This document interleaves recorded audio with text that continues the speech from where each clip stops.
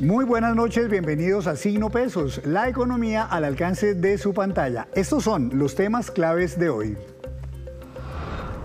Se hundió la consulta popular. La plenaria del Senado decidió no avalar la convocatoria propuesta por el gobierno a los colombianos para que decidan ellos sobre 12 preguntas de cambios a las normas laborales. Les tenemos detalles y reacciones. Mujeres afectadas por la subocupación. Un estudio de ANIF muestra que miles de mujeres están trabajando menos horas de las que podrían o en labores por debajo de sus capacidades. Esta noche nos acompaña Fabián Suárez de ANIF, de este centro de pensamiento, para explicar los detalles. Aumentan los traslados de operador celular. La Comisión Reguladora de Comunicaciones reveló que más de 57 millones de personas se han cambiado en 11 años de un operador a otro buscando mejores condiciones del servicio de telefonía móvil. Ya les contamos cuáles son las causas. Colombia se sumó a la ruta de la seda. El presidente Gustavo Petro y el líder chino Xi Jinping protocolizaron el memorando de entendimiento que sella esta alianza para fortalecer lazos comerciales y económicos. Les tenemos reporte desde Pekín.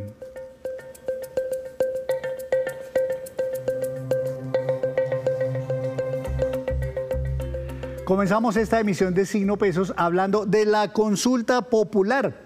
Un proyecto que se hundió y que fue presentado previamente por el gobierno para discusión en el Senado, pero que de manera sorpresiva tuvo una rotunda negativa en el Congreso de la República. Por 49 votos a favor del hundimiento frente a 47 para que sí se convocara a los colombianos a esta consulta, el Senado dejó sin posibilidades jurídicas la iniciativa con la que el presidente Gustavo Petro buscaba que los mismos colombianos votaran y decidieran sobre los cambios propuestos a la legislación laboral. Sin embargo, el mismo Congreso revivió la posibilidad de que se pueda discutir en el Congreso la reforma laboral que originalmente se había presentado allí y que había avanzado en parte en este trámite legislativo. Sobre el hundimiento de la consulta popular surgieron de inmediato reacciones como esta del exministro de Hacienda, Mauricio Cárdenas Santamaría.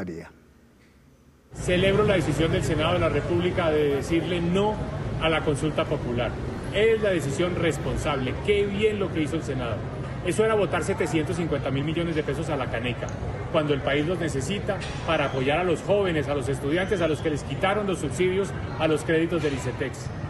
Esa consulta era amañada, porque era poner al país a votar por el sí y el presidente Petro a capitalizar eso como un supuesto respaldo político a su gobierno. No, dejemos que sea la propia democracia la que decide si el país está de acuerdo o no con el gobierno de Petro en las elecciones del año entrante, Congreso y presidenciales. Y por último, los funcionarios del gobierno se iban a dedicar a hacer campaña. No, el país los necesita gestionando, generando resultados, haciendo obras, cumpliendo las promesas de Gustavo Petro, que ninguna se ha cumplido. Entonces, qué bueno que el Senado los obligó a hacer la tarea, no a dedicarse al activismo político.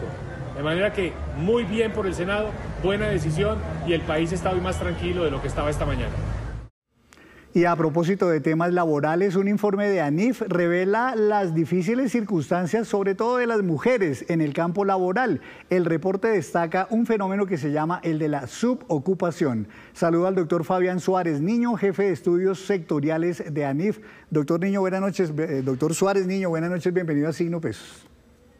Hola, buenas noches, Henry. Gracias por la invitación. Quisiera preguntarle, en primer lugar, ¿en qué consiste el concepto de la subocupación? Bueno, es importante aclarar que la subocupación hace referencia a las personas que de alguna manera quieren cambiar de ocupación actualmente por tres razones. Una, porque quieren mejorar sus ingresos; otra, porque quieren o desean trabajar más horas; y también porque desean ubicarse en trabajos que se adapten mejor a sus capacidades. ¿Es equivalente el concepto al que el DANE utiliza en los informes cuando habla de subempleo? Es equivalente, y en ese sentido, pues nosotros lo que hemos visto en las cifras que sacamos en este comentario es que pues esa subocupación, si bien se ha venido reduciendo, ha tenido efectos disímiles entre género. Es decir, el total nacional ha venido con una senda de reducción sostenida si comparamos esos resultados con el periodo prepandemia del 2014 al 19, pero las mujeres se han visto particularmente afectadas porque si bien la tasa, como lo mencionaba, se ha contraído, vemos que en términos absolutos, es decir, las personas que se encuentran en este género con ese deseo de cambiar por las razones que mencionábamos, está aumentando a diferencia de los hombres. ¿Qué cifras hay respecto de esa diferencia entre la subocupación en hombres y en la de mujeres, que son las más afectadas? Claro, nosotros encontramos que mientras la subocupación en ese periodo que mencionábamos, del 14 al 19, se redujo para los hombres de 8,9 a 6,1, para las mujeres lo hizo de 16 a 8,2. Y aquí es importante aclarar algo y es que en las mujeres es especialmente crítica esta situación porque los jefes de hogar, que son, digamos, la población sobre la cual se pregunta esta subocupación, que son los responsables de los hogares colombianos, 3 de cada 10 hombres que se encuentran subocupados dicen estar solteros, mientras que en el caso de las mujeres son 7 de cada 10 hogares. Eso quiere decir que las mujeres subocupadas enfrentan mayores retos en términos de solvencia financiera en cada uno de sus hogares. Cuando hablamos de subocupación, doctor, estamos hablando, digamos, de una discriminación abierta de las empresas o del mercado laboral en contra de las mujeres, o eventualmente también hay casos en que las mismas mujeres deciden trabajar menos horas de las que podrían o en algún trabajo que no corresponde propiamente a su nivel de formación académica.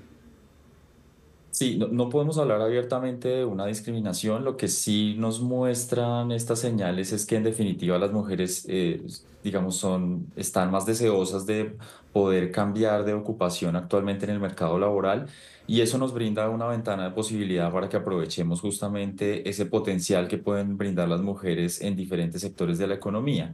Dado que están más abiertas a cambiar por estas razones que estábamos mencionando, seguramente pues sea una mano de obra que tiene, digamos, una riqueza importante por aprovechar por parte del sector privado, perdón. Entonces, en ese sentido, yo creo que hay, y un poco aprovechando también las discusiones que se están dando en este momento sobre la reforma laboral, creo que esto es un punto crítico sobre el cual debería tratar esa reforma para justamente tener un enfoque de género muy claro y de nuevo aprovechar esta mano de obra deseosa por cambiar de ocupación.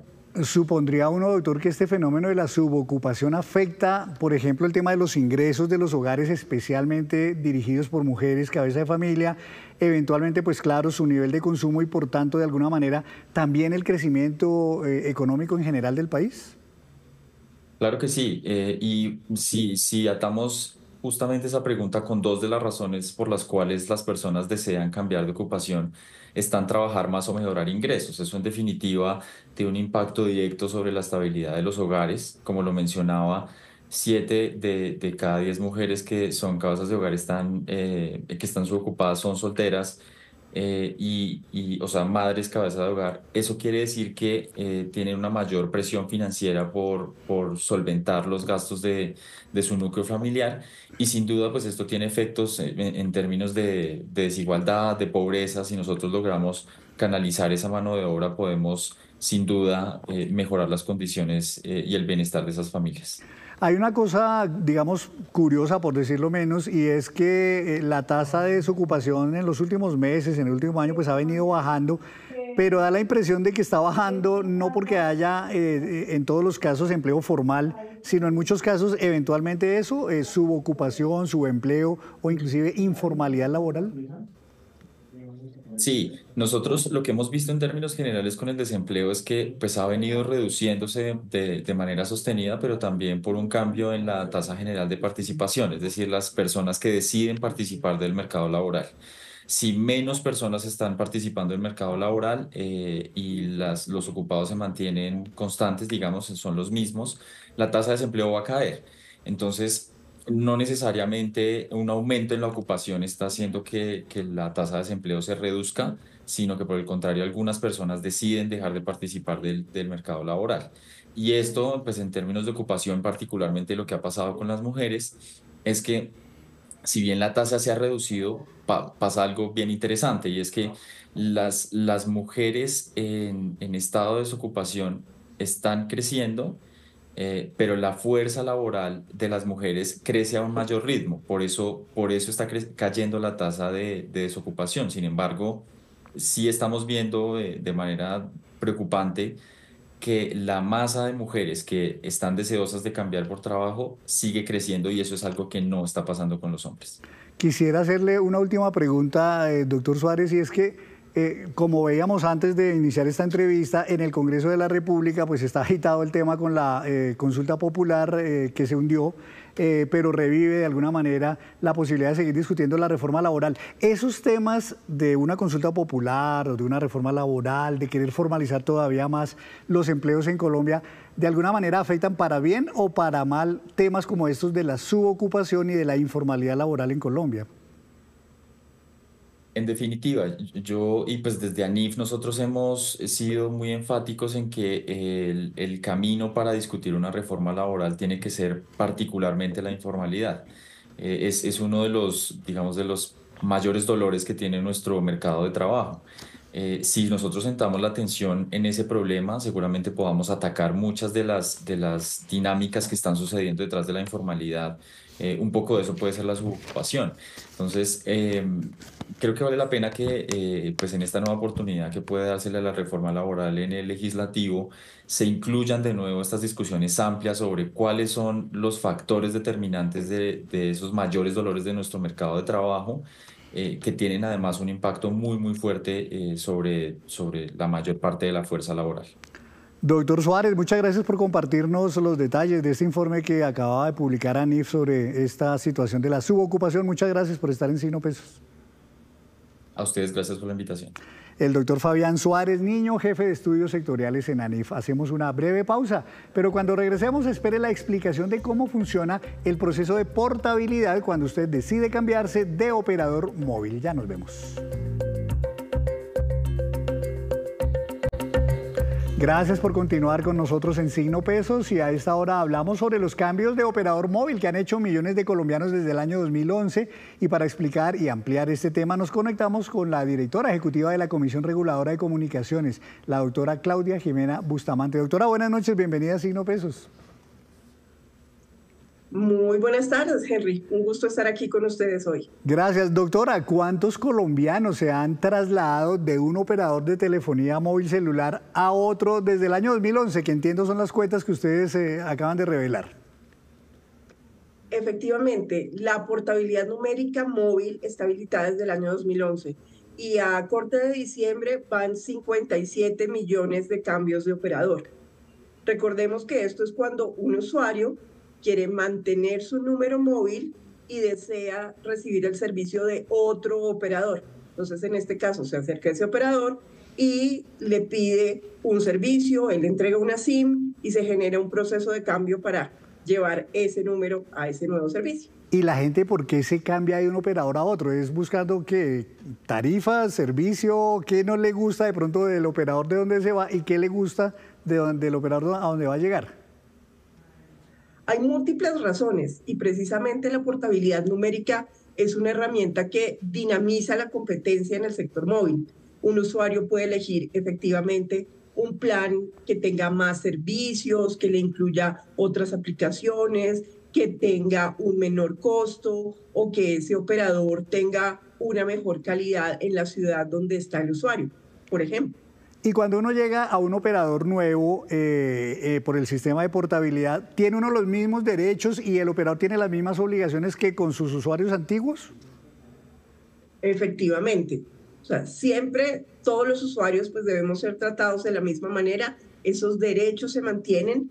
Lo que nosotros agregamos, digamos, este año fueron unas medidas adicionales para que no se generen muchos rechazos en ese proceso de portabilidad. Si bien son bajos, la idea es que el nuevo operador, el que recibe al usuario, verifique la información, actualice los datos de titularidad de la línea y le preste el servicio. Eso sí, el usuario se puede cambiar en cualquier momento, siempre. No hay permanencia en servicios móviles, pero la idea es que pruebe y encuentre el servicio que más se ajuste a sus necesidades y a su bolsillo. Y es que además es un proceso muy rápido, ¿no? Entiendo yo que eso está establecido que sea en cuestión de pocos días. Un día, efectivamente, son 24 horas que tiene el operador para realizar ese proceso. Mientras yo me acerco, digo que quiero el servicio, él valida con mi operador antiguo y se generan todos los chequeos necesarios para que esa portabilidad se dé. Por el estudio que ustedes hicieron, ¿cuáles son esos operadores a donde más está llegando gente, digamos, en portabilidad numérica o en traslado, pues, de operador? Bueno, las cifras de 2024, que es el cierre de año que acabamos de publicar la información, nos dan cuenta que Claro y Movistar son los usuarios que más, son los operadores que más usuarios recibieron. Y pues los que más usuarios entregaron fueron Tigo y WOM. Doctora, una última cosa. Si un un usuario tiene alguna queja, porque a veces pasa que no le respetan su derecho a la portabilidad o no le respetan sus derechos que tiene como usuario, ¿a dónde se queja? ¿Cómo se queja una persona? Bueno, el usuario tiene dos instancias para presentar cualquier queja o reclamo sobre su servicio. El primero es directamente con su operador, indicando qué situación se presentó, que no se solucionó de manera adecuada, y ese recurso lo pone también en subsidio de apelación ante la Superintendencia de Industria y Comercio. Es decir, si el operador analiza y resuelve como el usuario lo solicitó, ahí termina el proceso. Pero si no lo acepta, pero el usuario pidió esta segunda revisión, esa queja pasa a la SIC y ellos revisan para ver si estuvo correcta o no la decisión del operador. De esa manera, pues se protegen los derechos de los usuarios de servicios de comunicaciones. Muy bien, doctora Claudia Jimena Bustamante, muchísimas gracias por hacer claridad para nuestros oyentes, nuestros televidentes sobre este tema tan importante. Gracias. Con mucho gusto, Henry. Que estén muy bien. Las apreciaciones de la directora de la Comisión Reguladora de Comunicaciones. Hacemos así una breve pausa, pero cuando regresemos, espere el dato de cómo le fue a la industria y al comercio en el primer trimestre de este año. Víctor Grosso nos contará los detalles.